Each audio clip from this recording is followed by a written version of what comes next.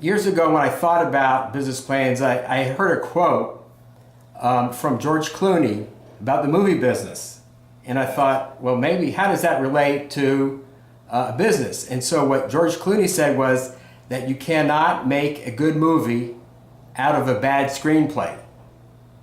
You cannot make a good movie out of a bad screenplay.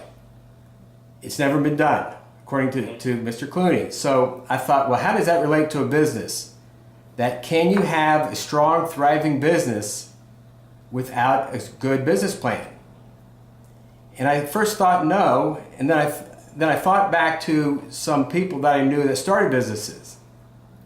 I had a friend that graduated college about the same time I did, and he was an attorney for a very large legal firm. And one day, one of the top customers of that firm came to him and said, you know what, by the way, his name was Mike. He said, Mike, if you go out on your own and leave the firm, I will be one of your top customers, in fact, his only customer at that point, and I will bring my network of associates, and they'll bring their networks of associates. And my friend Mike, he's never looked back. Now in his case, he never had a business plan. But it's worked out for him, and I feel like a lot of business owners have a passion for their product or their service. Okay. But a lot of the business owners don't have a passion for is in executing business plans. Now, there are some disadvantages to, let's say, my friend's Mike case, where he just hooked up with a top customer and it led to a bunch of other customers. Okay.